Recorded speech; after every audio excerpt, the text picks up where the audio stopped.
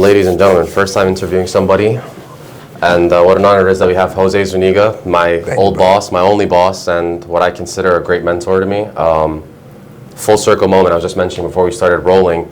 The office that we're in right now is actually only a few blocks away from the old office that you had in Brooklyn, right? Insane, brother. Yeah. Yeah, so I mean, I even when I was looking for this place, and I remember I was passing by your place, I was like, okay, if I don't like this spot, I'm gonna just try to find a spot in Jose's old building, and this place was here, so insane.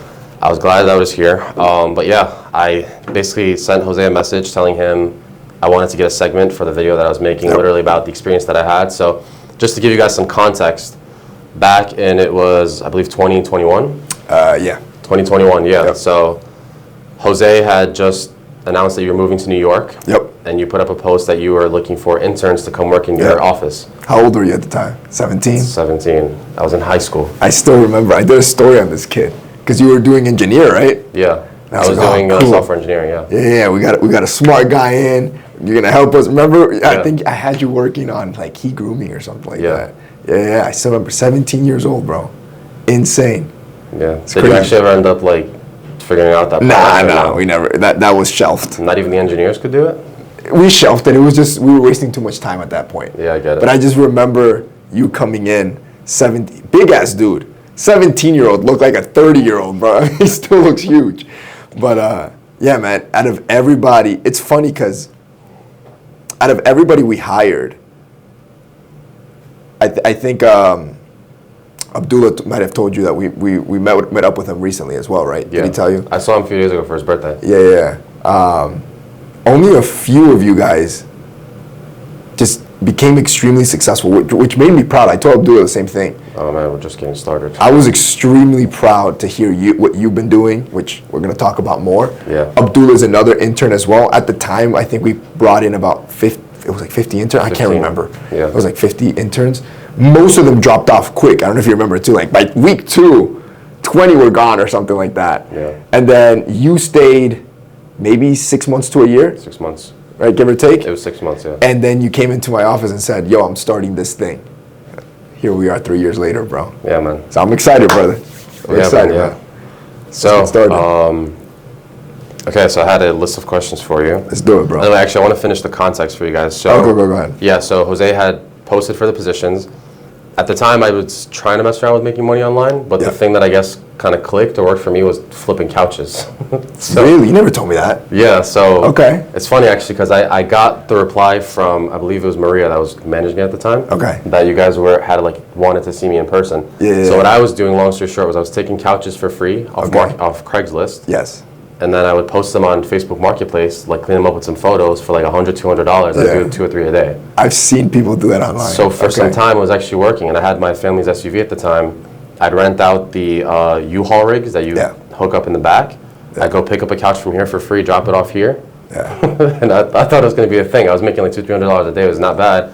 But of course, like I saw the opportunity you offered, and I had already been consuming your content and watching it for some time. Yeah. So I was like, yeah, you got to go for this. You know what's insane? It sounds like you already had that hustler mentality, bro. Like, I remember when I was young, my bro and I we would wash cars. Yeah. You know, like whatever we had to do to make money on our own, we would do. You know. Yeah. And it sounds like you already had the bug. I was trying. Yeah. You know, maybe you were just thinking small. You're like, all right, here's an extra $100. That's what we were doing as a car wash. And you mentioned something off before we started the cameras. You said something about like all it took was working next to you to see that it was possible. Exactly. And that is the exact same realization I had when I was young. So when I was young, my parents, they weren't business owners, right? My mom cleaned homes. My dad was a landscaper. They were extremely hardworking, which I'm sure your parents were the same. We're immigrant parents, right? Yeah. They came here to give us a better life. Exactly. They did the hard lifting, you know. And I always say I always thank my parents because I believe they made the hardest decision any entrepreneur can make, right? Imagine moving to another country. You don't know the language. You don't know anybody. Just taking a gamble for your family, right? So they did the hard work. It is the bare minimum for us to retire our parents and just move our bloodline past, right? Just working that 9 to 5 and actually get them to financial freedom. But for me, what was eye-opening was the home that my mom cleaned was there were these 2 attorneys.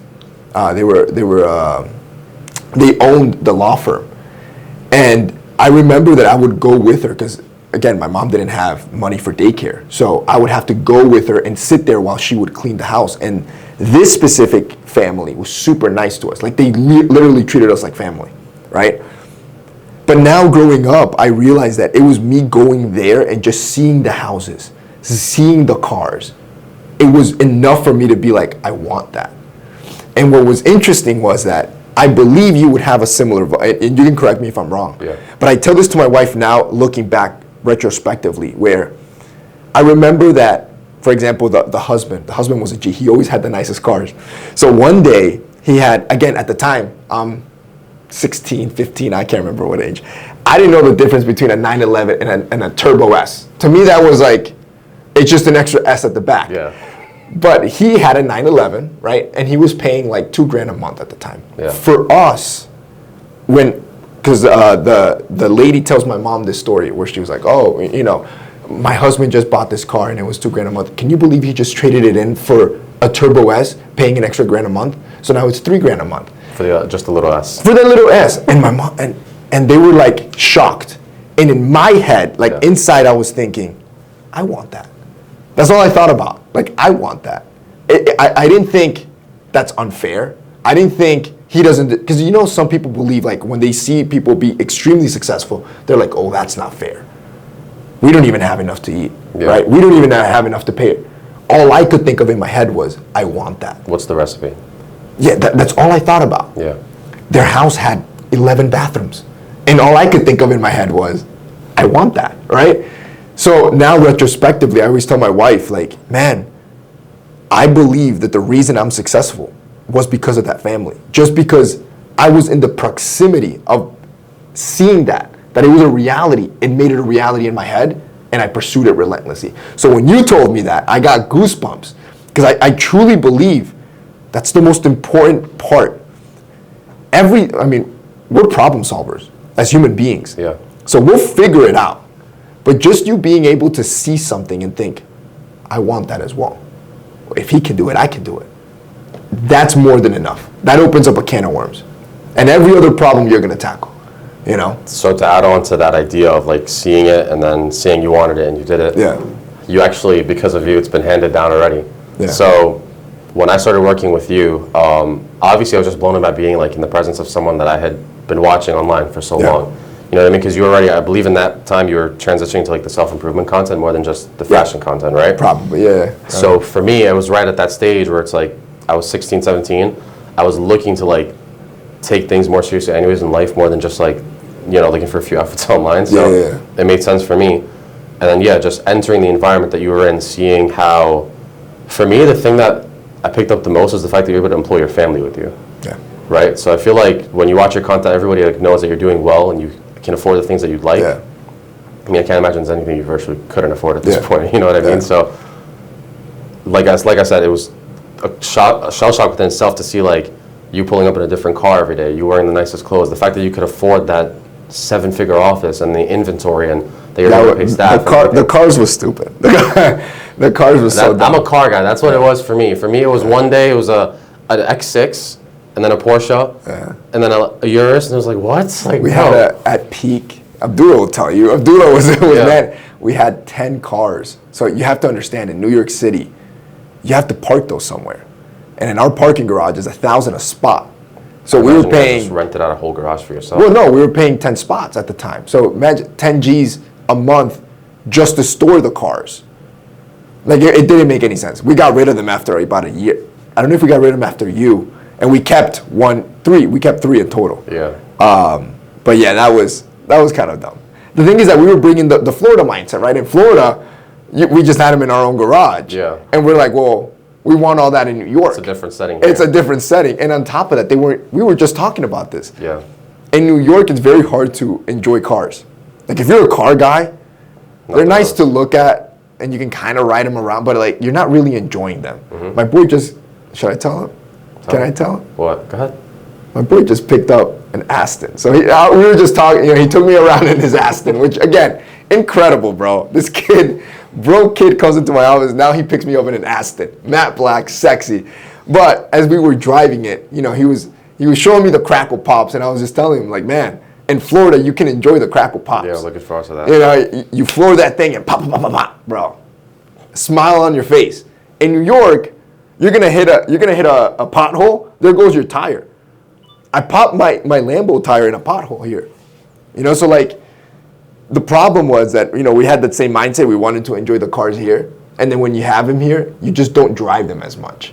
You find more use in Uber and public transportation than actually driving those cars around. Especially in Manhattan. Especially in Manhattan, yeah, you know?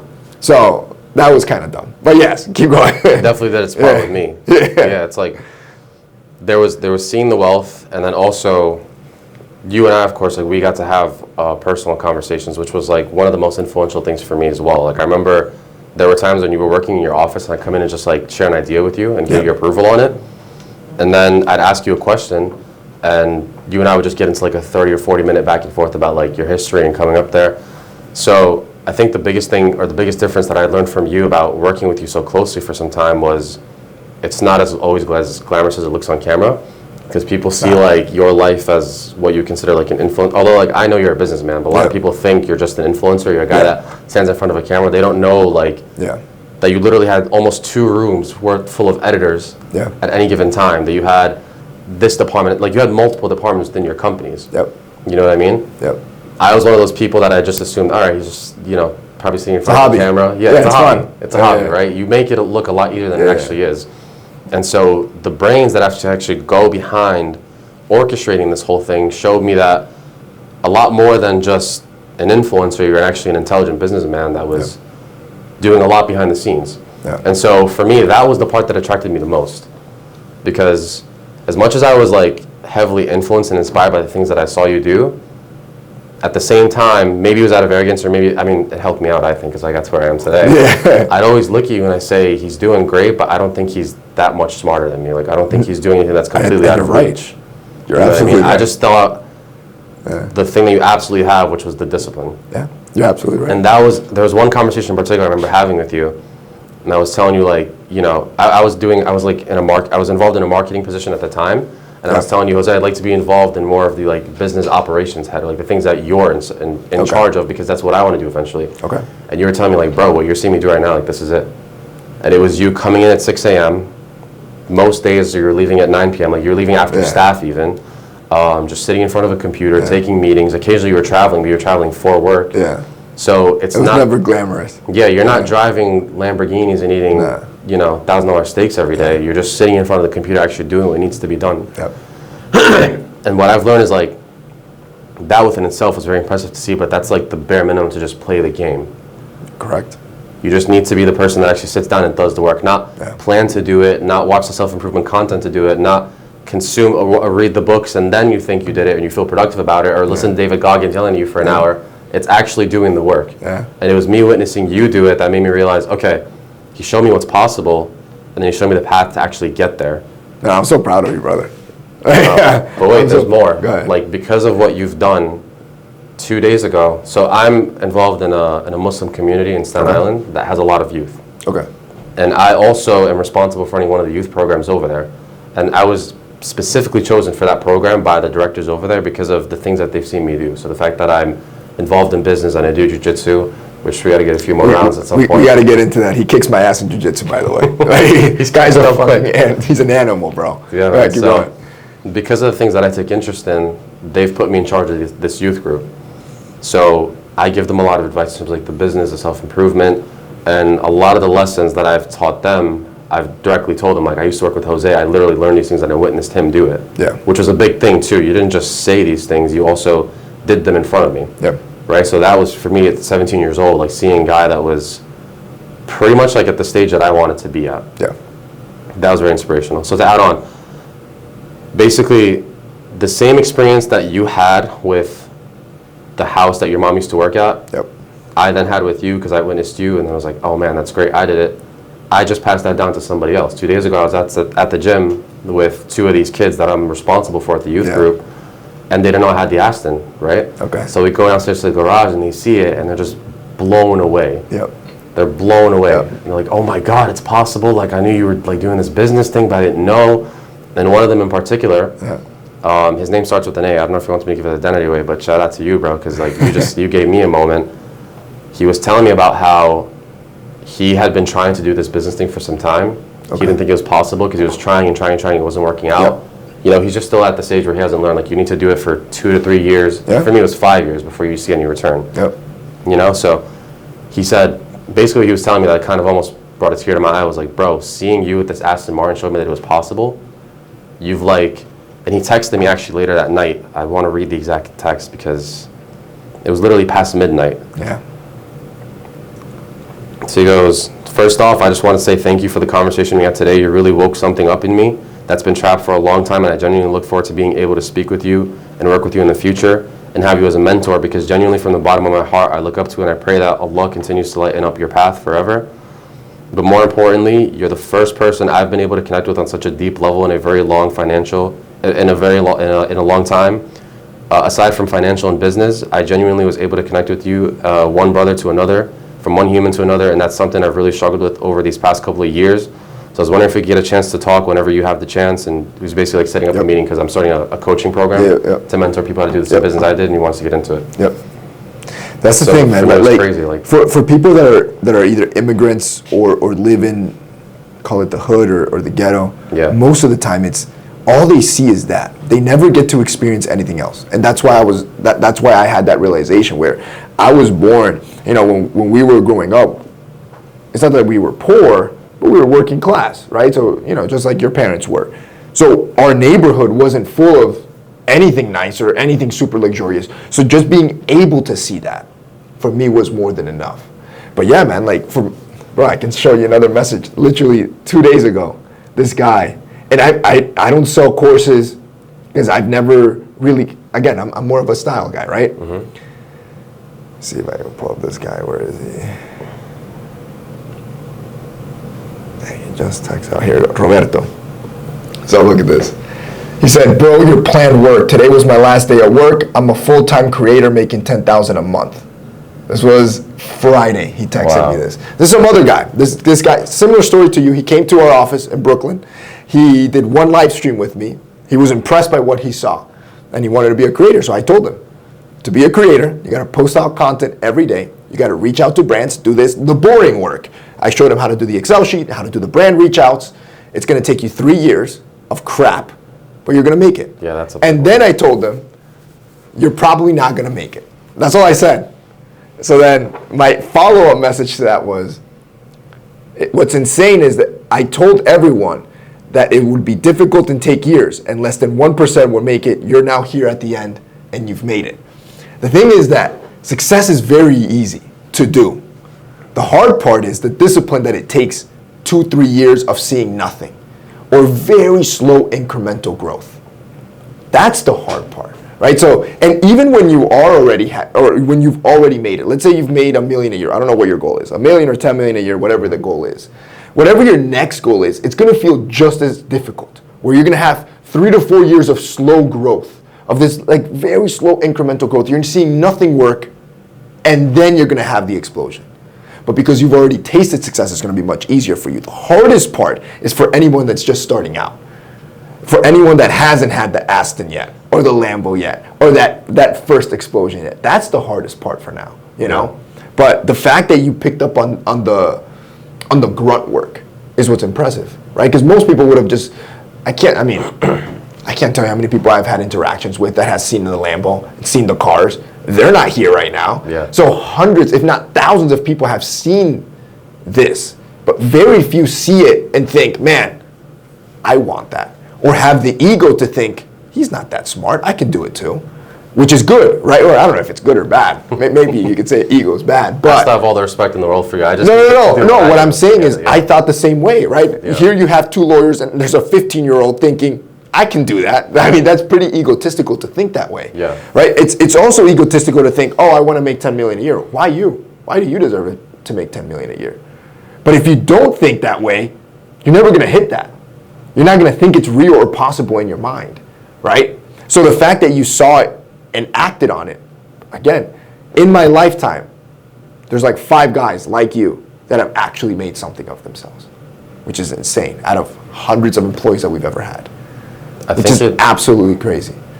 Oh, right, because you've also had like a lot of other people. We've had employees in Florida. And by the way, none of the employees in Florida that I can think of have actually made anything that I can think of. This reminds me of an interview I saw you do with, I don't remember their name exactly, but it was basically an interview where like you were in a room, I believe it might have been like a mastermind of some sort. Okay. And you, everybody was dressed up. The interviewer was black.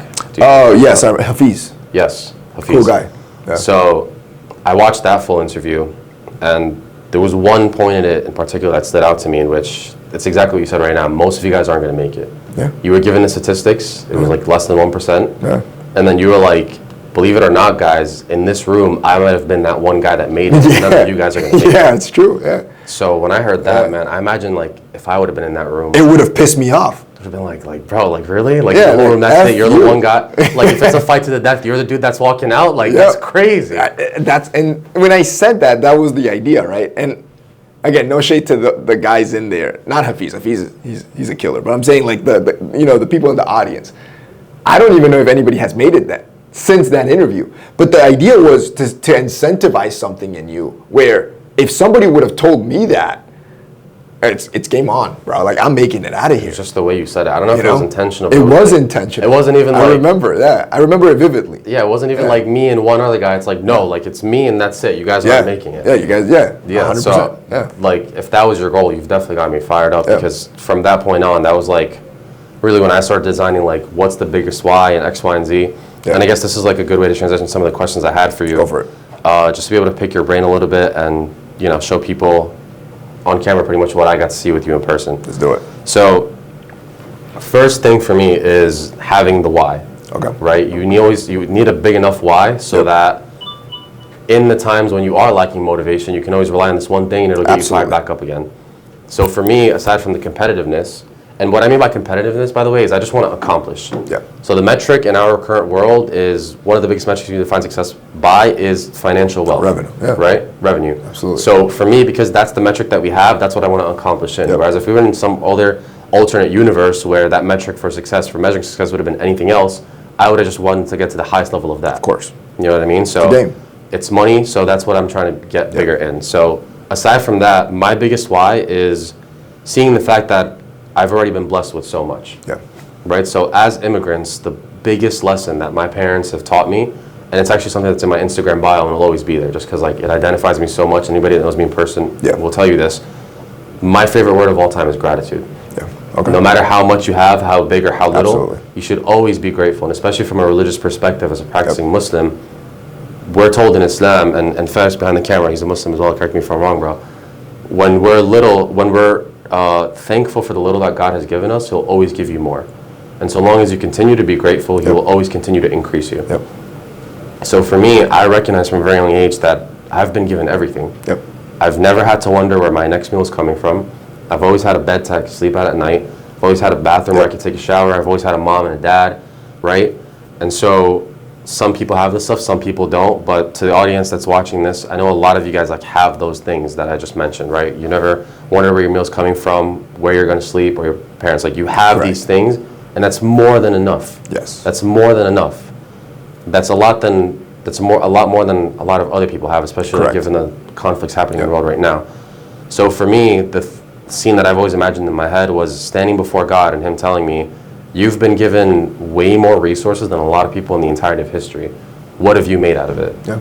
So for me, a big part of it is, until the day that I die, it's making the most of it. Yeah. It's saying there's nothing left, and God, I've truly made the most of everything that you can give me, and I've also tried to use it to benefit others as well, of course. That's like the biggest thing, and that's what we do with business. When you benefit others, you provide them with value, you get a share of it. Correct. So for you, what was your why? What is your why that goes to the extent of, maybe you have one, maybe you don't, but like, what is your why that potentially goes beyond this life, that'll keep you motivated for the rest of your life? Because I remember you were telling me you don't even ever want to retire, really, right? Ever. Yeah. It's to this day. So what do you I have love that the game. motivates you? I love the game, man. But, from an internal why, it's always been my family. So like, my first why when I was a kid, all I could think about was retiring my parents, right? I wanted my family to be good. And like you said, like my entire family is employed through the business, right? My sister no longer. My sister actually moved to New York. I'm sorry, to Florida. She's employed somewhere else now. But the goal was I wanted my family to be good. When we quickly reached that goal, my follow-up goal was I wanted I want now 2 generations of my family to be good. So the idea is generational wealth, right? Where it's like I want to leave so much wealth behind, well protected, where 2 generations are solid. Like I want to completely change the route that my bloodline was supposed to take. And when I think about it, it's like my entire bloodline. I'm from Honduras, so Honduras is a country in Central America, one of the poorest countries, highest in crime. It was like #1 murder capital for years, you know. To think that where my mom came from in Honduras was literally a village, dirt road, right? That's where my mom came from. My dad came from the city. But the idea that from that bloodline, I'm not only the wealthiest, but by like a large magnitude, fires me up. And then it fires me up to think that I am that turning point. Like I want it to be, I mean, it sounds bad, but I don't know if you've toured the JP Morgan mansion here in New York City. Did you ever tour it? No. Right, so JP Morgan, his mansion, he built it in Fifth Ave. Yeah. Right? So you can tour his mansion. He has a bunch of nice stuff. Obviously, he's a huge collector, original Bibles, like one-of-one Bibles, like the craziest things you can think of. He has it in his personal collection. It was so impressive that they made his entire home a museum where you could just tour his stuff, basically. And one of the coolest things that I saw was that in his office, there's a painting of him, right? Like, I wanted to get to a point where my grandkids can be like, that was the change. That was the turning point for our entire family, you know? So that's the ultimate goal. From you know, my beliefs and my religion, obviously I'm a Christian. I've always seen some similar insight to that as well, where it's like, I know I'm being, I don't know if one of your cameras just stopped. Yeah, that's the thing on. That's just back of the okay. Sorry. I know that I'm being blessed beyond belief, and one thing that I would always tell God when I was broke is that I would tell him that I would always pray to him that he would give me the wisdom to be able to manage the wealth. You know, and what I realized is that as you get wealthier, money just amplifies who you are. My biggest fear was, man, I'm gonna get a ton of money and become a dick, right? Or I'm gonna get a ton of money, I'm gonna be a douchebag. Yeah. And I would always ask God to, not allow me to. There's this verse in the Bible that talks about that. It says that it's easier for a camel to go through the eye of a needle than a rich man to enter the kingdom of God. In other words, being rich and going to heaven is almost impossible. Not impossible, almost impossible. It's very difficult, yeah. It's very difficult. Why? Because the money, right? Money gives you access to everything. Women, lust, drugs. Like, you have access to everything you want once you have money. So my original prayer to God was always, allow me to be able to manage the money. And thankfully, I think, the money hasn't corrupted me. And it's gotten to a point where it's just a tool to me. Like, all I see it is as a tool. And now it's a game, right? It's a game where it's like, all right, I've made this much. Can I make this much this fast? Absolutely. Can I make this much by next year? Yeah. Right? It's just a marker. And it tests our willpower, it tests our ability to problem solve. That's all it does. And that's why I don't want to retire. Because it really just keeps you young. Like, look at Warren Buffett, bro. Dude's 98, still going at it. Because mentally, I'm still working. 98, is that old? Bro, he's like 96, 98. I didn't even know that. Because again, you're solving problems. You're still useful. Like, I don't see myself retiring, bro. But yeah, those are my whys. So in terms of goals that you want to accomplish, do you feel like you've accomplished all those things at this point? No, I have not. No way. Generational wealth? No way. You need FU money. And I don't have FU money. And I'll tell you, very few people have FU money. What is FU money? FU money, 500 million liquid. Wow. Like, it's like your kids and your kids' kids will never have to work again. How many, bro, we know billionaires at this point. And and some of the billionaires that we know, most of their cash is tied up in projects, so they're not actually liquid. And they live extravagant life because their life is expensed through the businesses that have billions in expense. So you're not gonna see the $40 million house and all this stuff. Very few people are liquid 9 figures. Like liquid, like I can pull it out and burn it if I want to. It's a different standard. That's FU money, right? Anything under like 20, 30, that's great money. I mean, like you're richer than everybody, but your kids aren't good, right? Yeah. And if you're reckless, you can definitely burn that in a jet and a yacht, and it's over, right? So yeah. I gotta say, man, being around you even now, it's like your energy's contagious, just because like the standard that you continue to set. Like before, you just said 500 million is fuck you money. For me, it was like a tenth of that, maybe. Like you get to 50. 50? Yeah. Well, 50 will be FU money for you, for yourself. Yeah. And even then, like it's not really FU money because a jet will cost you 20, right? Like, and there goes half your net worth, and you got to maintain it, $3 million a year. But that's the standard. You're imagining owning the jet. I'm just like, I don't know, charter it. Yeah, man, you can charter it. It is what it is. But what I'm saying is, like, if you really wanted FU money, at least for me, generationally, I'm thinking in the 9 figures, liquid. That would be where I would like to be. How far away do you think you are from there at this stage? Because I know when I was working with you, you told me you wanted to be a billionaire. Yeah. Well, technically, you are a billionaire at that point. Net worth, right? That was net worth. I'm thinking liquid cash. But in terms of like your assets and investments, you're billions. I think I would, honestly, it'll probably take me till 45. That's where I picture myself being. I think 45, 50, I think where I'll be fully at that point. And most of the people that I've met that are billionaires, that's the age that they're at. Don't let the internet fool you, bro. Most of the people that are saying that, I'm worth 100 mil, they don't got money to prove that, right? Yeah. Most of it's internet money, right? Like making 10 million is great, and you can look very wealthy making 10 million online with an e-com store. But to get to those numbers, decades of work. Man, I'm telling you, bro, the building that we live in, most of these guys are killers.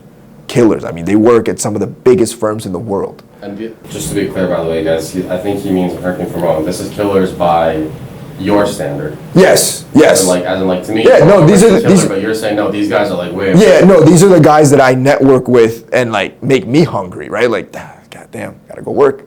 Like, I gotta go work more, bro. These guys are 45, 50, bro, and they're still hustling. And they're like, we're not there yet. Right? So I think by 50, I should be solid.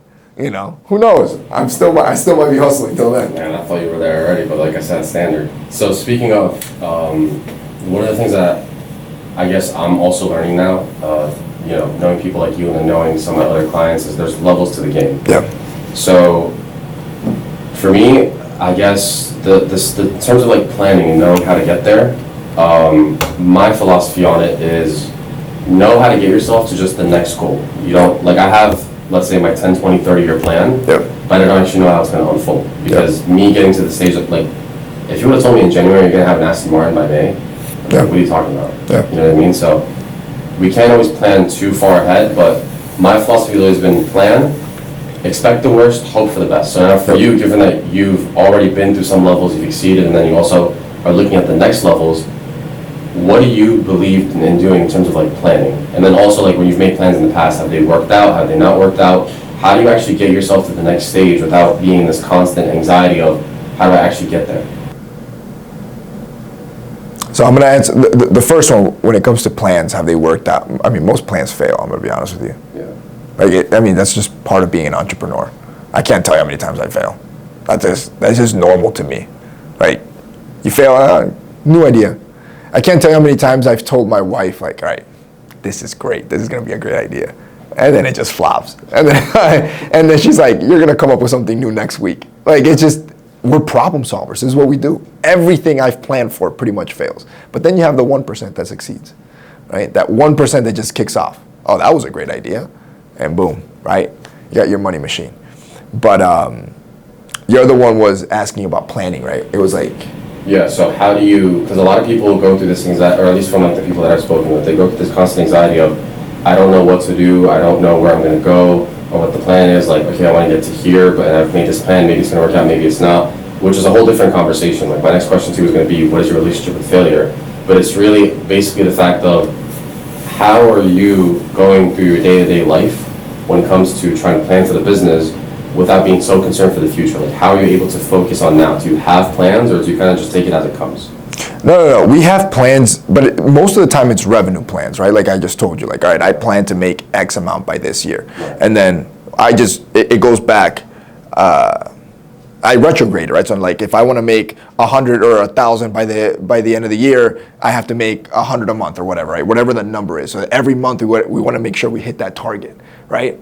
And if we fail, which some months we do fail, absolutely, we just readjust and fix for next month, right? That's just part of it. But yeah, most of our plans are just revenue plans. In terms of like day to day, you don't have like specific day to day, like step by step strategies. Not really, man. Like that's a broad question because like it depends, right? We have the media company, we have the e-commerce companies. They all have different strategies, right? So like what I'll do is I'll break it down by company. Like I think this company will attribute 10% of the revenue. This company will attribute 20% of the revenue, right? And then each company has to get to that number, yeah, right? So each company has different strategies that we're implementing, but at the end of the day, all I'm looking at is my year-end goal. That's really the only goal that I'm setting. But everything else, I'm staying nimble month to month because it's changing so fast. Everything's failing. And now with AI, bro, like, man, like, we just started a company, a supplement company. Did I tell you that company? Get Supplements. Yeah. It's crushing. Check it out, guys. That company's crushing it right now. Most of our employees are AI agents. Wow. Most of our employees. And our goal with Juan right now. Some like insider sauce right here. Right now, we're very close to the 7 figures a month for that company, which we just launched 5 months ago. And our goal is to get it to that point just with AI agents. Mind-blowing. Just with AI agents. So like everything's changing so fast. I don't know if you saw what Facebook just came out with their Meta ads. Did you see that or no? No, what? So now they're going to implement AI into their Meta ads, where before you had to create the creative, you had to tell it what demographic you want to target, then you gave it the money, and then you would hope you would get results. Now you just give it the money and you tell it, these are the results we want. AI will create the creative, find your demographic for you, find the results for you to get the results that you're looking for. That's a gold mine. Yeah, it is. That's insane, right? So like things are changing so fast that we really don't have long-term strategy goals. I would say that my biggest long-term strategy goal across all my companies is how much can I use AI? Did you see what the Shopify CEO told his employees? What was that? He basically told them that there's a hiring freeze and he won't hire anybody else unless you can prove to him AI can't do the job better. Wow. AI is getting so good so when AI started, or especially ChatGPT, this was around the Brooklyn time when you were working. We tried to implement it, but it was garbage. It didn't work. Now, it's even infiltrated our media company. A lot of our writers use AI, but I'm talking like 80% of the writing they're using AI for. So that means in the next year, even the writers are out. The thumbnail designers are out. Like, AI is replacing everything. So like our goal now is how much of the business can we shift over to AI at this point? So, and it's scaling like crazy for us right now. For people that hear this and get concerned though, are you saying that you're basically using AI to completely replace people, or is it a matter of like, because what I've heard a lot of people say is AI actually isn't going to replace people, it's just going to support those who use it. Like, it's supposed to use it to support power you already. I'll tell you what people don't. I'll tell you the ugly truth. They want to replace you, bro. This is what every business owner wants to do.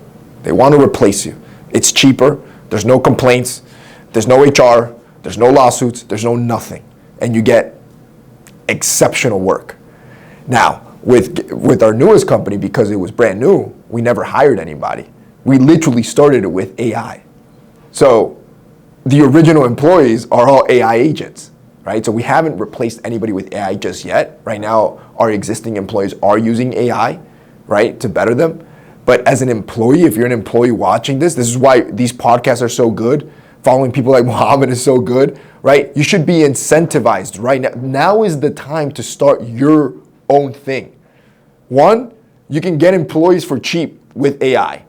And two, you have people that are mentoring you to guide you into the right direction.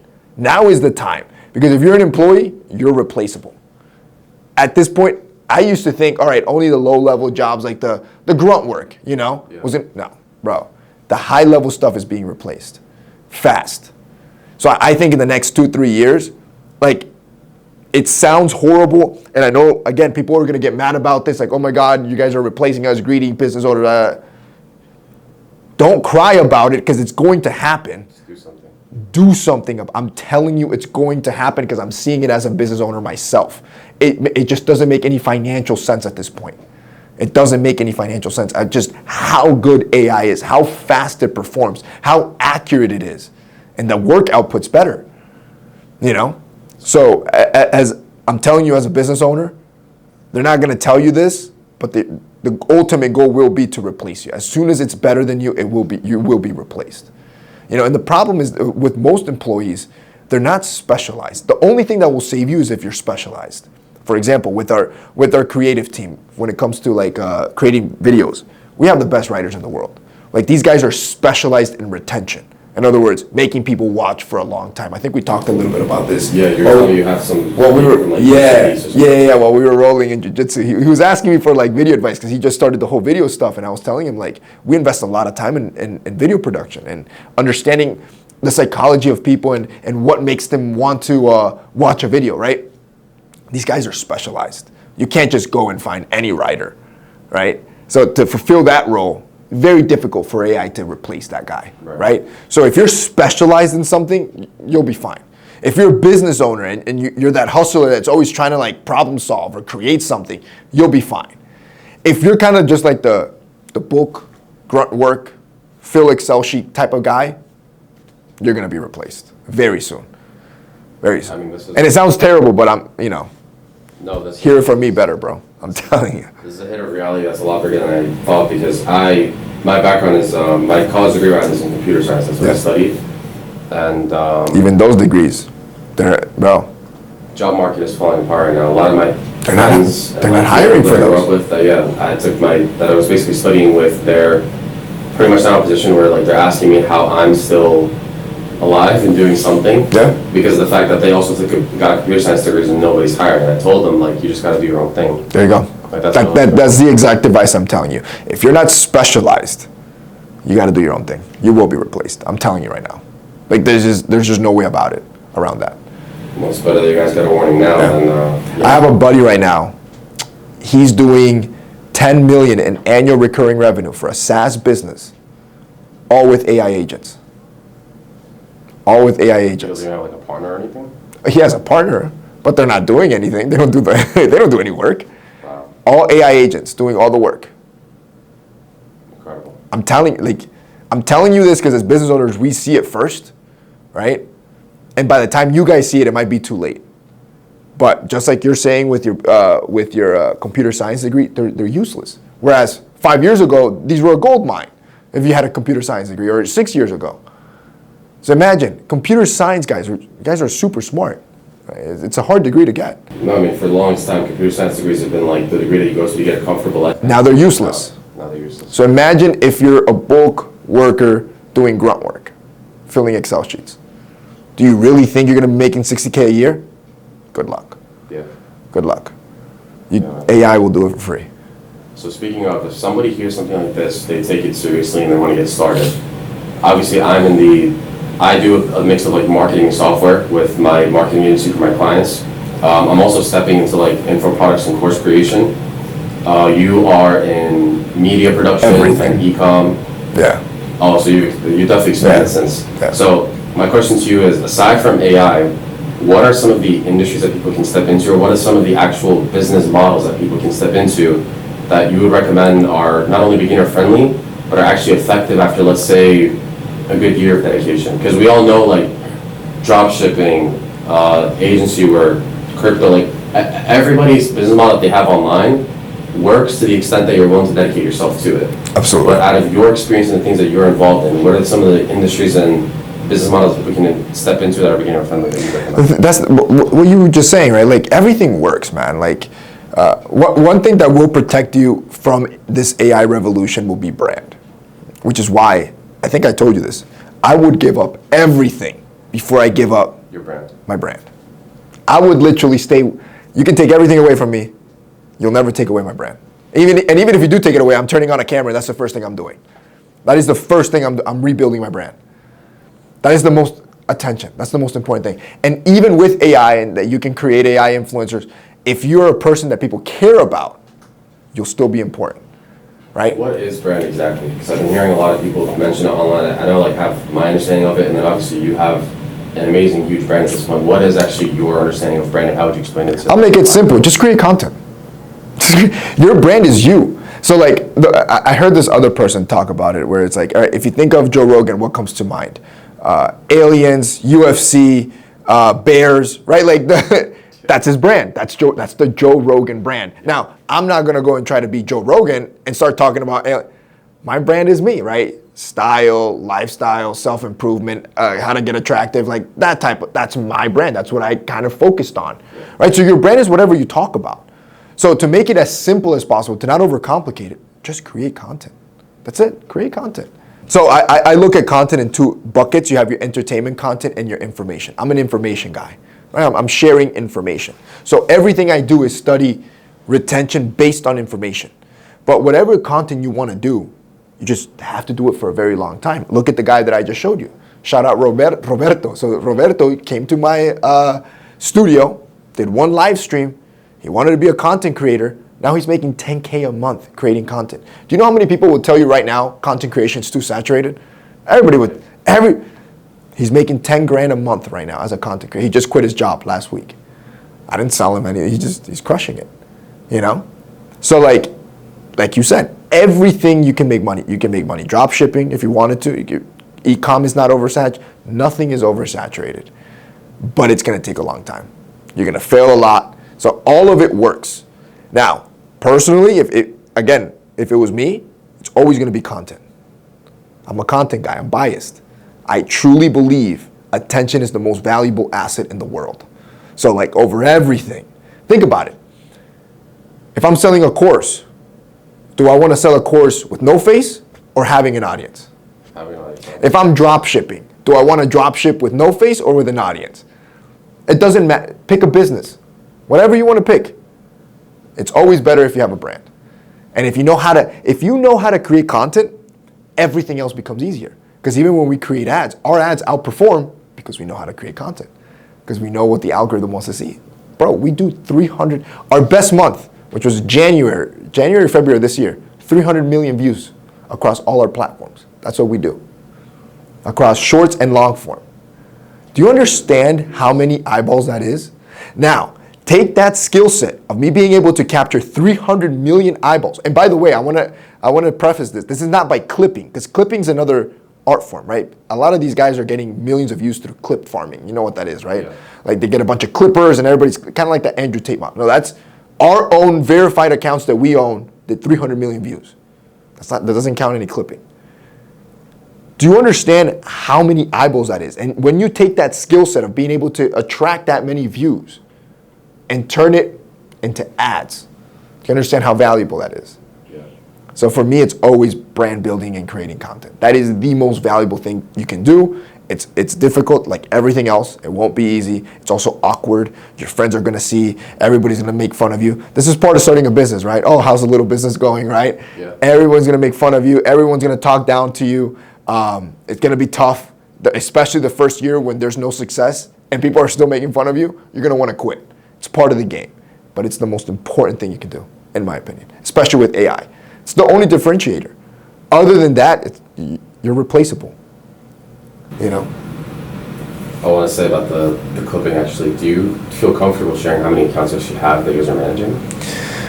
Yeah, in-house that we own. Yeah. I'm counting long form and short form. I believe it's about 10 that we own. These are our accounts. You guys are farming 300 million views at that. 300 million views a month. That was our best month. Incredible. But usually we average between like 200 and 300 a month. So what is that? 2.6 billion a year? It's insane. For information content in self-improvement niche. You have to understand, I'm in a subsect of a subsect. So I'm just talking to men that want to better themselves. That's it. And we're doing that many views. We are the largest in that space. There's nobody larger in the men's improvement space. I mean, to me, I hear something like this just goes to show like the opportunity. Because like in my strategy to grow my content as well, I was considering stepping into the clipping. Yeah. I was going to start off with a few accounts as well. And it's, as you mentioned, you are someone that is within a subsection of a subsection. You're getting 300 million views out of that. So if you're ever in a position which you're thinking like there isn't anybody out there that would be interested in my product, Your like, content sucks. That's all. Yeah, Yeah. You're not talking to your brand. Yeah, you're just not, your content's not good enough. Like anytime I don't get views, my content sucked. That's all. Like, let's fix it, you know? And we study everything. We study the retention charts. We study our hook. Bro, like, if you were, and I'm still in those meetings, by the way, because again, that to me is the most valuable thing. Like, I still break down our writing, our hooks, everything, like our titles and ideation. I do all of that. Yeah. Completely random question out of left field. Go for it. Do you believe in morning routines? Yes. Or routines in general? Routines in general, I'm a, yeah. 12-step routines that people like. Yeah, I've always had routines. I mean, you said my routine here. I would get to the office at 4:30 in the morning, because remember, we had a gym downstairs. Do you remember that? Yeah. And so I would work out in the gym downstairs. I would shower upstairs. So I'd see him at 6 a.m., but he's been there since 4:30. Yeah, because I would work out in the morning at the office because we had a gym downstairs. Then I would shower upstairs, start by 6 in the morning. So I always had a routine. My routine changes now because now my kids are older. So now my daughter is 5. So before, my daughter was like, 1 at the time. So they don't remember anything. Yeah. But now she's like, Daddy, I want you to take me to school, right? So like now, my routine is I have to take my kids to school, right? Like, because now everything I do now, she'll remember. Right. And one thing I don't want, especially being in like around a lot of rich families here, you'll notice that most of them, their kids are being raised by nannies. They have no connection to the parents, And that's where, that's why a lot of these kids end up messed up because of the money. I don't think it's the money in and of itself that messes them up. It's that they lack family connection. And I'm a Latino, bro. You're Arab, so I'm sure you get the whole family's everything to me. It's even when I told you my goal with the money, my goal was always to make sure my family was good. That's all I cared about, So all I want is for her to have all the memories. I was always there. Whenever she could think, I was there, So now I wake up in the morning. I drop off my daughter. Sometimes I work out, not as much. Because I've been doing jiu-jitsu, my joints hurt, bro. My ligament, bro, my finger, everything hurts, bro. Yeah, especially with geek. Bro. So I've been doing jiu-jitsu 2-a-days now. Competitive as well. Yeah. But I have a blue belt comp coming up. Did I tell you? Not about this. We'll talk about that later. But yeah, I do like competing. I got gold in my last white belt. But it was white belt. We're getting started. Yeah, so now my morning routine now is really breakfast with the kids, drop them off, and then office, But yes, I just believe in structure. I think I even told you this when we were back in Brooklyn, like even like vacations. Like I can only do a vacation for like 4 days. After that, I'm itching to come back. Like I like my routine, Or like you take I remember you told me you were like in the middle of like back-to-back shoots for all the different brands. You like maybe get like a plug away with your wife for a few days, but you're like right back in the office. Yeah, like, and now what we do with my wife is like, now what I like to do with her is like, I like to have daily dates. So like what I'll do is like, I'll drop off the kids. I was telling you this, we'll go to like some matcha spot. I'm a matcha dude now, bro. I'll go to like a matcha spot. Bro, what can I say, bro? I'll go to like some matcha spot in the city. We'll people watch, take my matcha, then I'll walk to the office or a coffee shop, whatever we're filling up in the morning. But yeah, we always have a routine. And now, everything's, we have really good systems too. I've been working on that a lot, especially because a lot of the the people that I've been talking to, if you ever want to sell a business, it needs to have systems, and that's something I never did. I was the machine behind a lot of them, right? Like I would think of most of the stuff that had to happen, etc. Now we have really good systems where I don't have to be there as much. Because you need to be able to hand it off to somebody else at some point. Correct. At some point, if we want to sell any of them, which that's especially with the supplement one, we do want to exit that in the next 2-3 years. It needs to be able. It needs to be packaged perfectly where I can step away and it runs on its own. And like I said, that's another huge reason why we're pushing the whole AI thing for that business. Like, I don't think we're ever going to hire anybody unless like we really need it for that position. Because if we can just package it as this perfect system, this perfect distribution machine that just moves product, it's good to go. You know, it's good to sell. That's our goal now.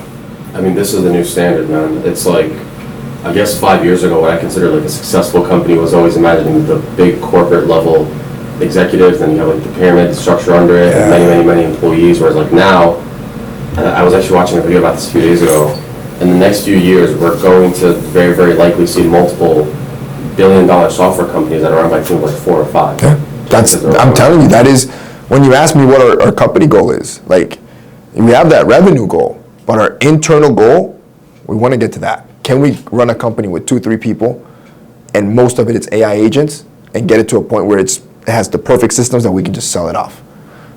That's our goal. That gives me a lot of perspective as well for the things that I'm doing. Because I hire overseas a lot. You don't have to. A few people here, so. You don't have to. If you try hard enough. So we're past that like hire people in Pakistan stage right now. Oh, bro, AI will outwork them, bro. Their culture is work. Yes. You know what I mean? AI will still outwork them. Wow. And it'll be better work, cleaner work, faster work. Yeah. Yeah, we're past that stage, bro. And the thing is that you're probably not forcing yourself. For us, it's an active goal, so we're forcing ourselves to find a solution with AI. You're probably not forcing yourself, right? Where you're just like, you dabble in it maybe, right?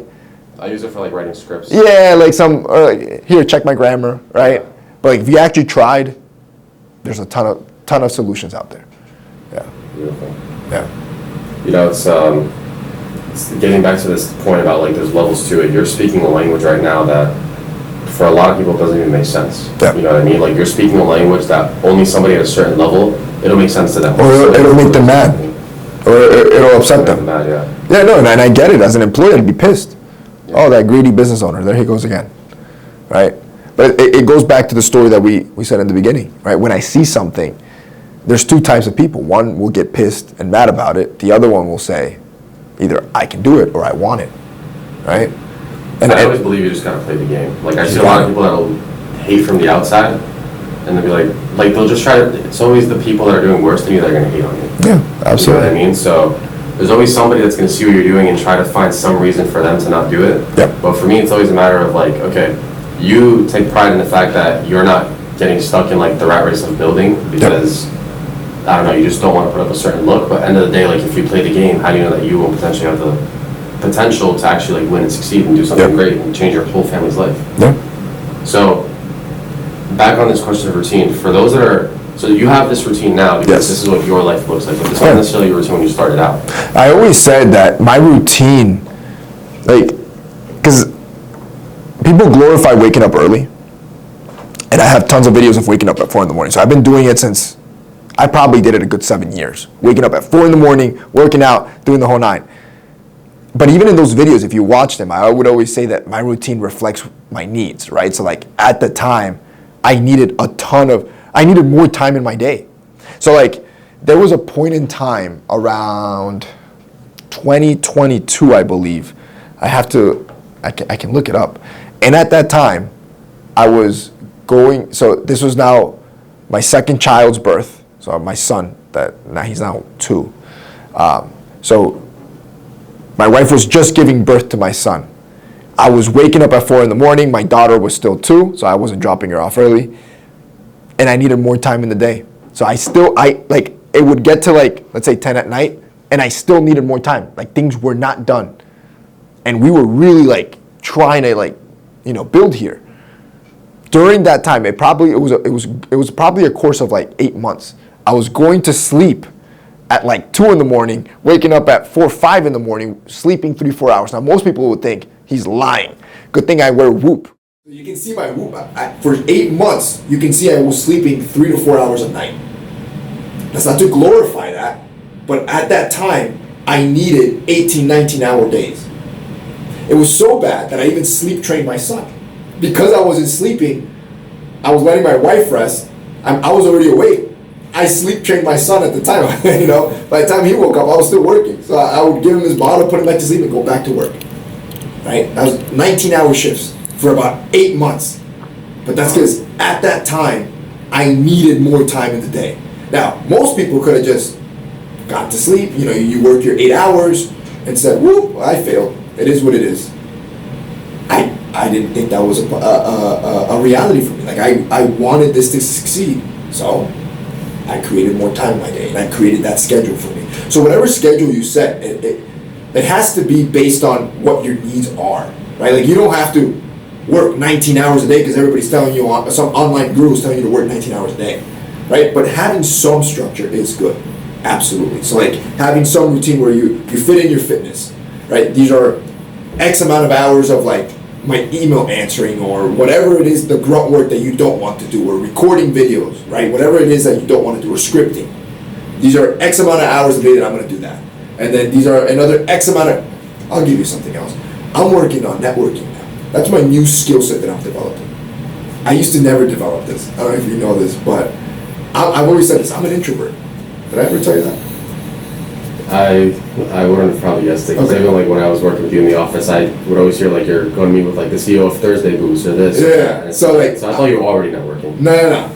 I'm an introvert, meaning I'll only go if I'm being invited, if that makes sense. Like most of these guys will be like, "Yo, let's go catch up." Of course, I'm not gonna say no, right? Yeah. But personally, I'm not going out there to network. As a matter of fact, there's multiple videos where I say the whole networking and mentoring is BS.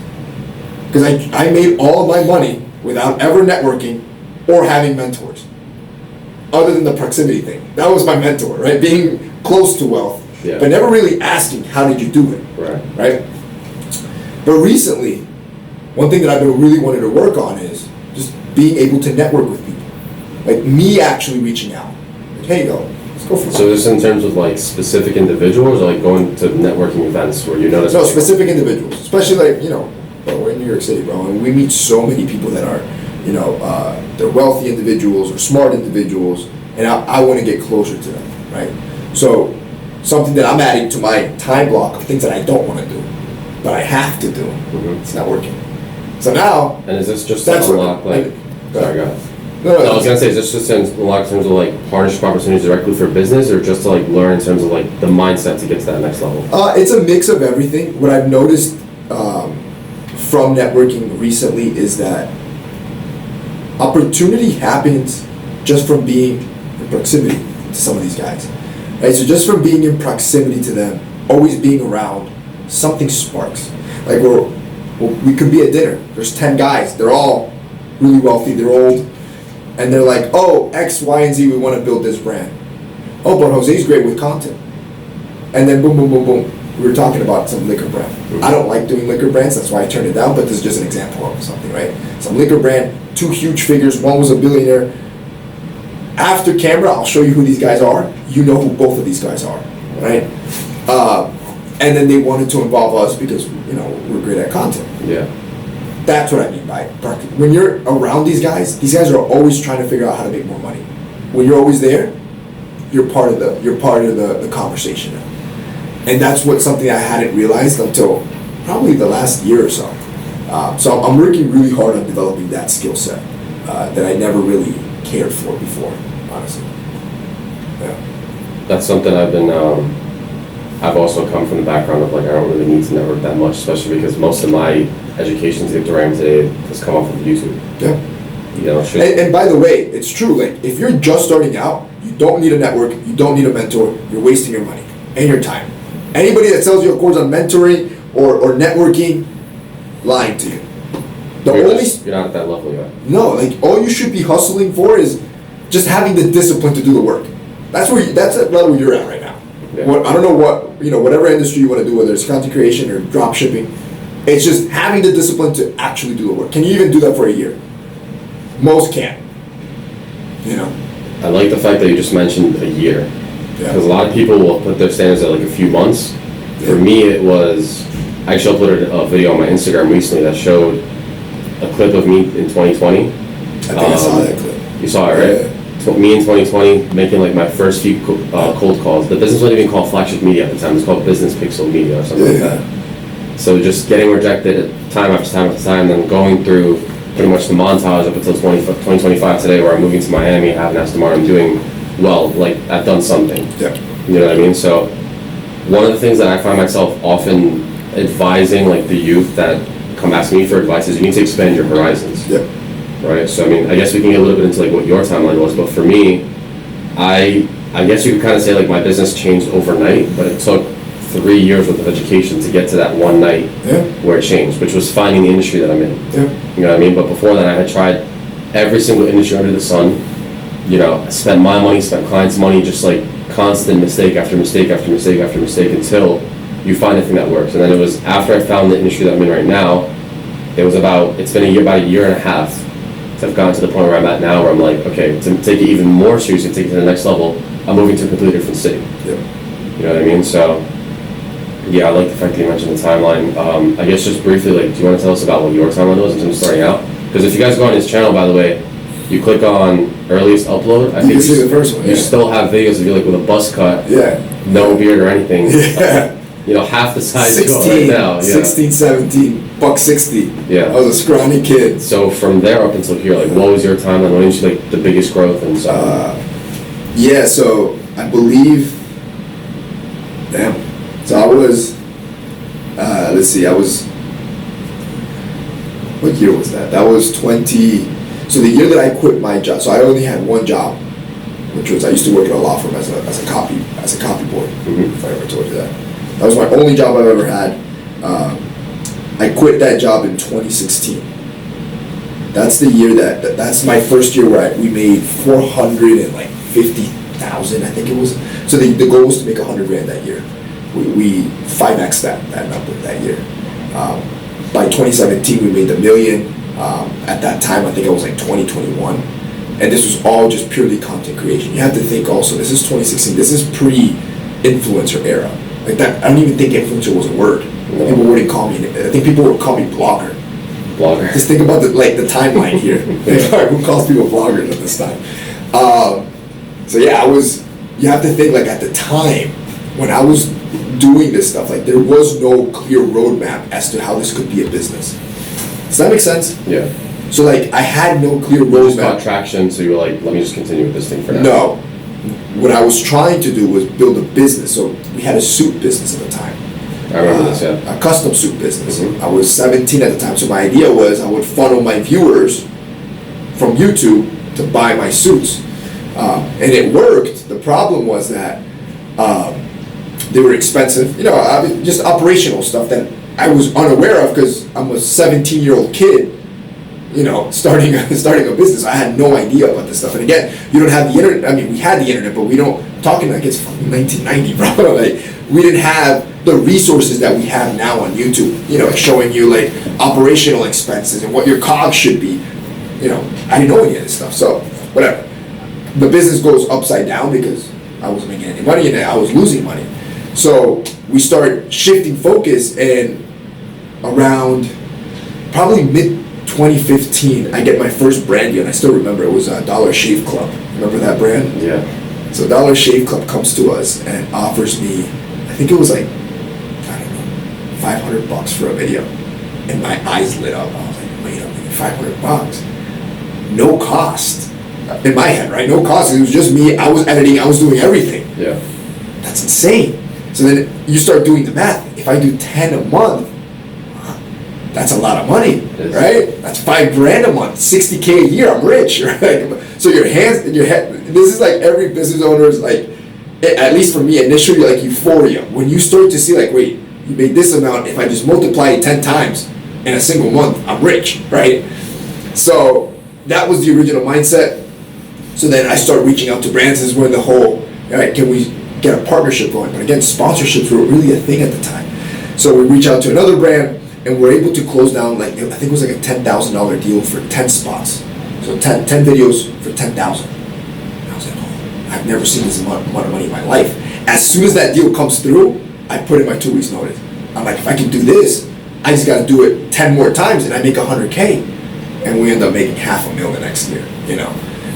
That was all through sponsorships, and then that's how the media business grew. You know, most people were surprised that, you know, we were a YouTube channel with 500,000 subscribers making $1 million a year.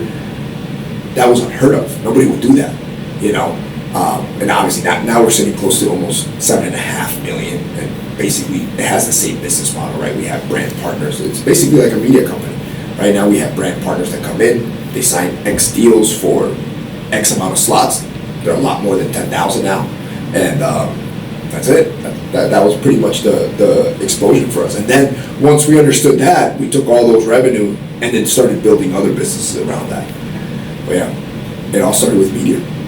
And you have it all recorded on your YouTube. Like if you guys, I've actually done it multiple times. Like if you guys actually go back to Teachingmensfashion, to Jose's YouTube channel, and you go to his earliest videos and watch through them, I've actually, like, it's crazy to like have seen the timeline. Yeah, you can actually not see. Not just hearing you say that. No. Yeah. Well. And you can see, like, you know, nothing was. You can see it's all true, right? Like, it's all possible. You can even see when I quit my job. You can see me going to college. So at the time.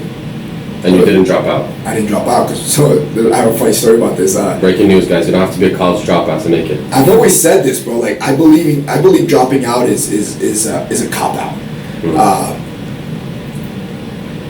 Because everybody likes to use Bill Gates and all these people, but they don't understand these people come from money. They come from generational wealth. Right. So when they drop out, they got mommy with $1 million business supporting them. They talk about Zuckerberg. They're also talking about people that are dropping out of Ivy Leagues. You're in a state college. Yeah. Right? Like, that's.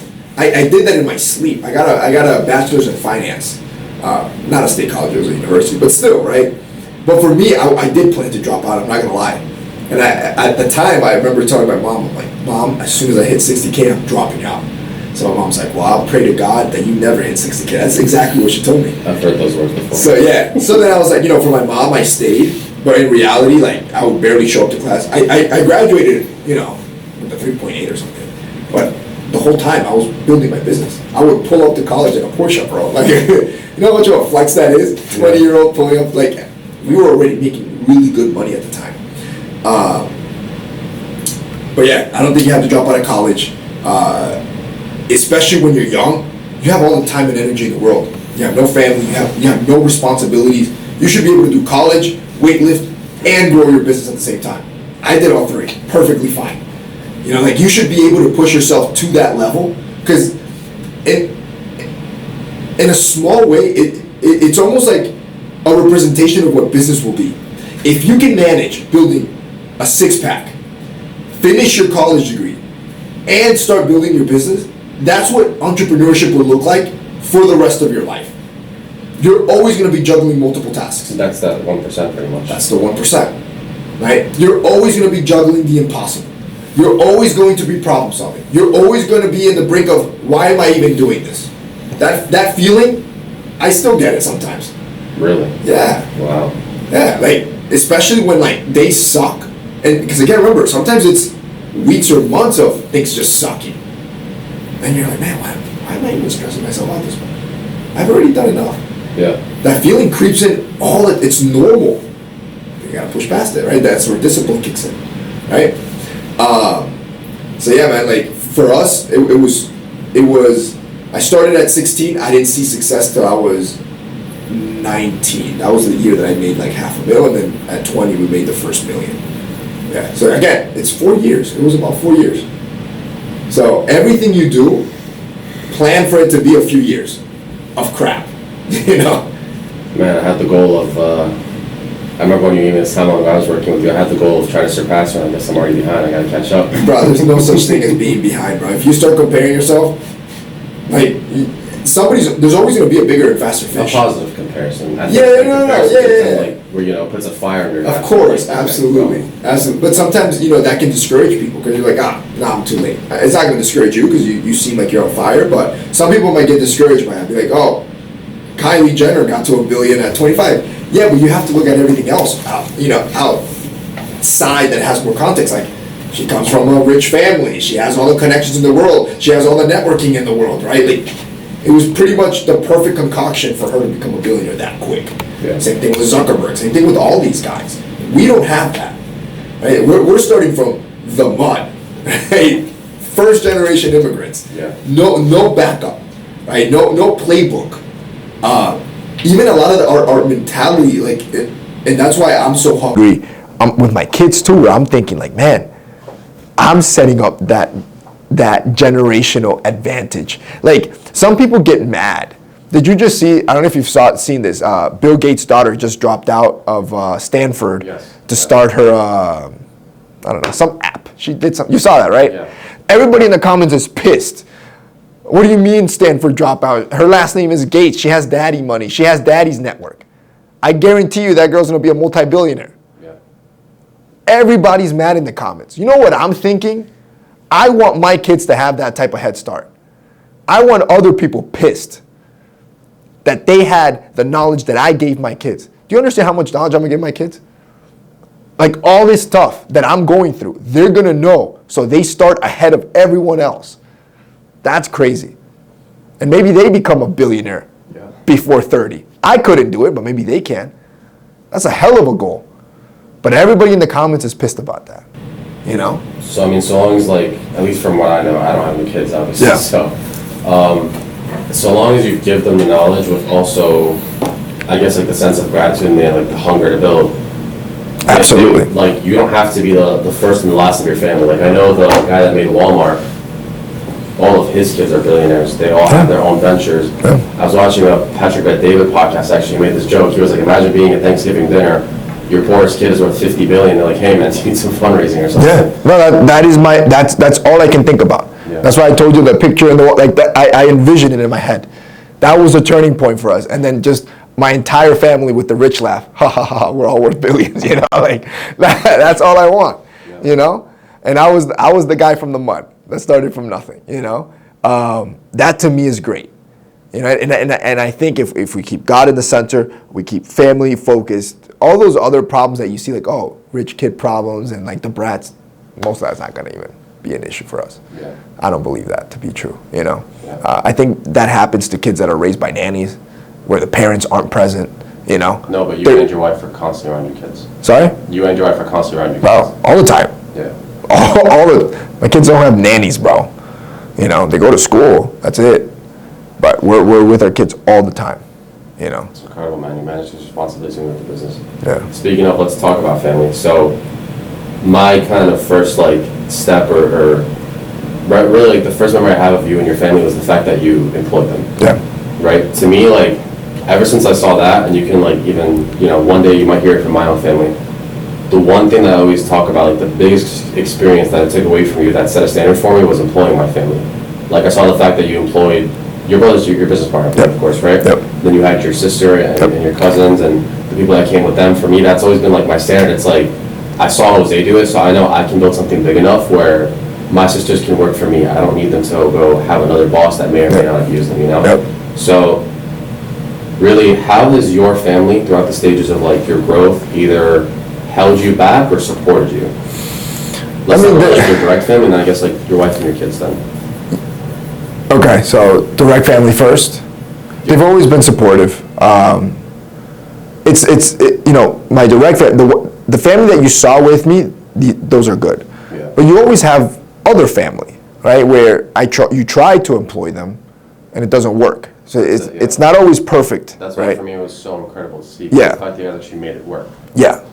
With my brother, we've always been, like I told you, we used to do, before any other money, we had a ton of businesses before. Like we always started everything together.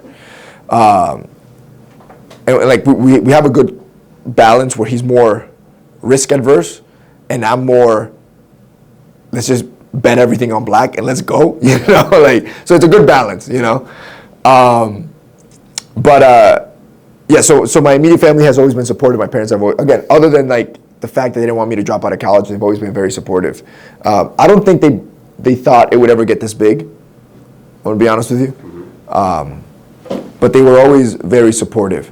And again, that was always a huge motivator for me, right? Like I wanted them to be good. I wanted all my family to be good. And I still do. Like that's all I care about. As for my immediate family, like my wife, that's why I chose my wife. Like my wife has been a very important piece of the puzzle for me, where when I met her, I noticed how driven she was on her own. Because so when I met her, she was at Harvard. She wanted to be an academic and all this stuff, and that to me was refreshing. Because as you know, when you have a lot of money, most girls will just be interested because of the nice cars and the stuff that you have. But for her, she came from a really good family, dual parent home. You know, her parents are well off, and she was very smart and driven on her own for her own goals. You know, and that to me was refreshing and motivating too. So what's interesting with my wife is that everything that I would talk to her about, she could relate. She would understand. So like if she see me stressed, or if she saw that I was like, you know, anxious about something, she'd be like, "Oh, honey, you need to go work." Right? Like she was always she's never fought with me for working a lot. She would actually encourage me to work more, and that to me was not only refreshing but exactly what I needed. Mm-hmm. You know, and till this day, she's the same way. She's like, "Honey, I'll take care of the kids. Don't worry about it. Go." Right? Every weekend, she's like, "Honey, I'll take the kids out so you can work all day if you need to work." This is like a norm for her. You know, she's a blessing. Best decision I've ever made. You know, because a lot of times when you're in the dating world, it can be distracting from your business. You know, it's expensive, distracting, trying to close deals with girls and date. Yeah, it's distracting stuff. Yeah. And if you marry the wrong girl, it can also be distracting. Well, why are you working so much? Because they don't understand. They don't get it. They don't get the hustle. They don't get being motivated for something bigger. Most women just want attention. Like, why are you spending time with me? Oh, you don't love. I don't have to deal with that. So you pretty much have the system around you that supports the growth of the business because they understand it. Yes, absolutely. They understand it. It's a blessing, man. And God blessed me 100%, honestly.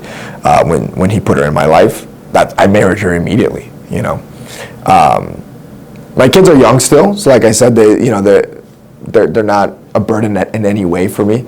But yeah, my family has always been supportive. Extended family, it's been hit or miss. You know. But all I've always cared about has been my nuclear family, and then now my own family that I've created. You know, yeah. Wow. Yeah, I ask because I hear a lot of people say that their family actually holds them back. Right? Yes. So one thing I did make clear is that there's a difference between family and business. So when we're in business mode, I'm your boss. Right? And it's very hard for family to understand that. And that's where the line gets sometimes blurry, right? Where it's like, let's say your sisters, right? Like, "Oh, but you're just Muhammad. Oh, Muhammad, shut up." Right? And let's say you told them to give me this Excel report by end of day. "Oh, Muhammad will be fine." Right?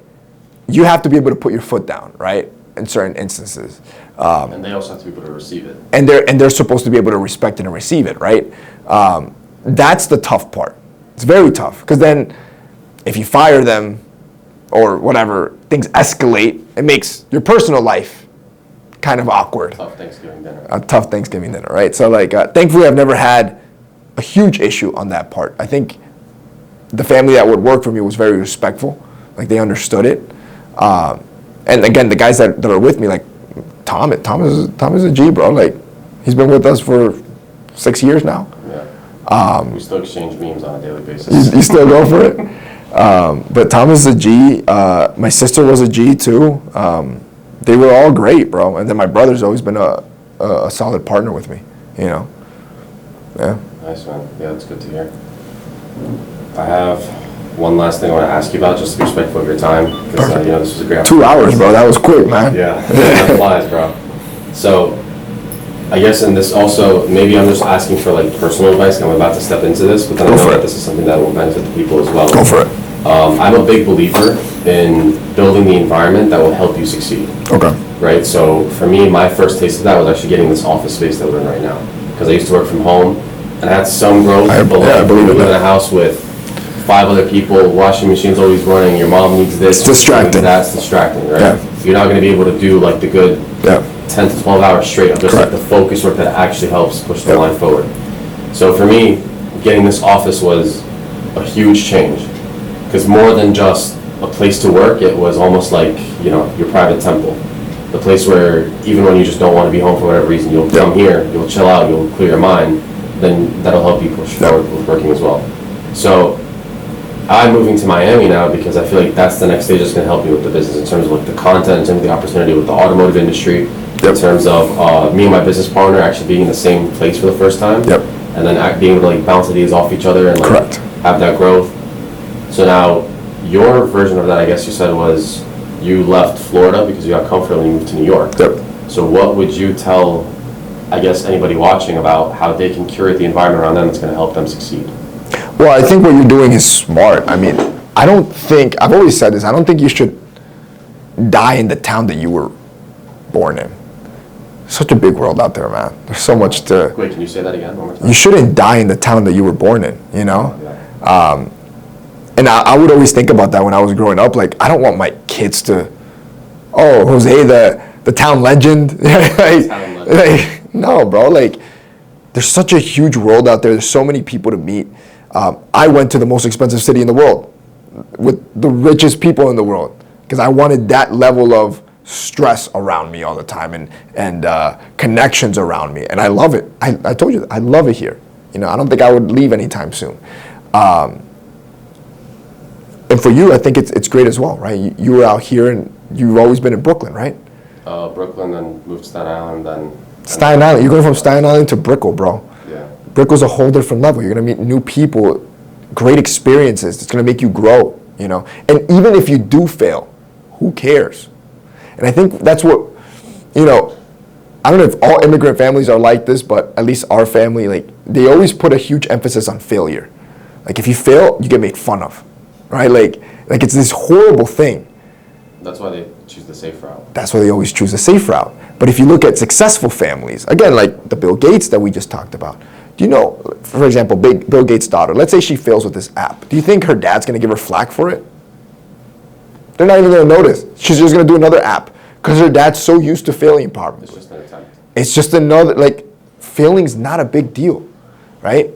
So for us, it's like, that's what I'm trying to break, that mold, even in my family with my kids. Like, I'm trying to teach them, like, failing's, like, I show them all the time, every time I fail. Oh, look, daddy just failed. But I show him my wins too, right? Like, I want him to know that failing's, oh, no big deal. We do it again. No, but the other day, so I teach my daughter this thing. I've been teaching her this since she was 3. And I'm like, anytime something's hard, you do it. No matter what, do it. So that's why I started competing in jiu-jitsu, right? Because I could have easily just done jiu-jitsu as a hobby. I'm just doing it as a workout. So I was like, look, daddy's gonna compete because it's hard. I've never competed in I've never done any sort of martial arts, but I'm gonna do it. And she sat on the sidelines and she saw me win, right? So now I want her to do the same.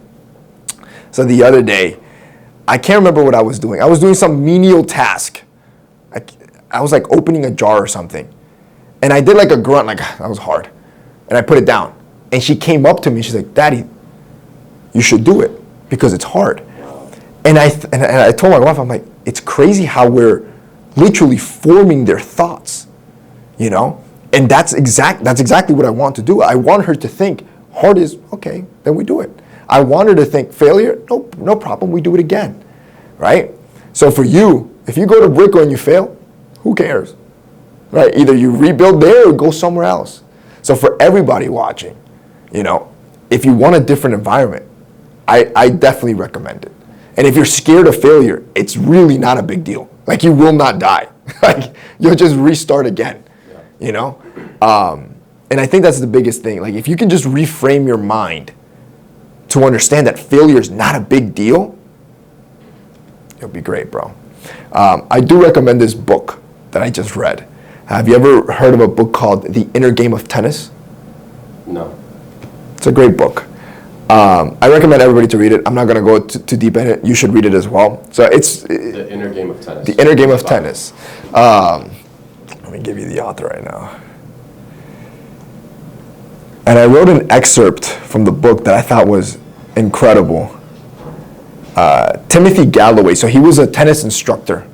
And basically, he talks about failure a lot, but what he talks about is that anytime you do any sport, and you've probably experienced it because you've done martial arts for a lot longer, you have two games. You have the outer game, which is your performance, and then you have your inner game, which is what your mind is telling you. Business is the same way. Or anything in life is the same way, right? You have what you want to do outside, you know what you ought to do, and then you have your mind, right? And your mind is usually full of ego, right? Where it's like, oh, but I gotta win. Oh, but what will they think, right? And those two games you're always at odds with those two games. So what the author tries to do is reframe your mind so you understand that things just are. If you can get to a point in your mind where you just, that takedown wasn't good or bad, it's just a takedown. Because what happens when you do a bad takedown? Oh, that was a bad takedown. And now you've just beaten yourself up and you're letting the opponent win. And then it just compounds on you. Your mind's powerful, right? But if you just think, oh, that was a takedown, and you just keep it moving, your performance or your outer game usually will be better. You'll go into this flow state. Business is the same way.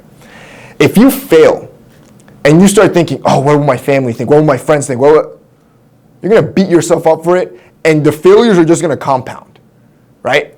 But if you can get into a flow state where you fail, like, oh, okay, move on to the next move.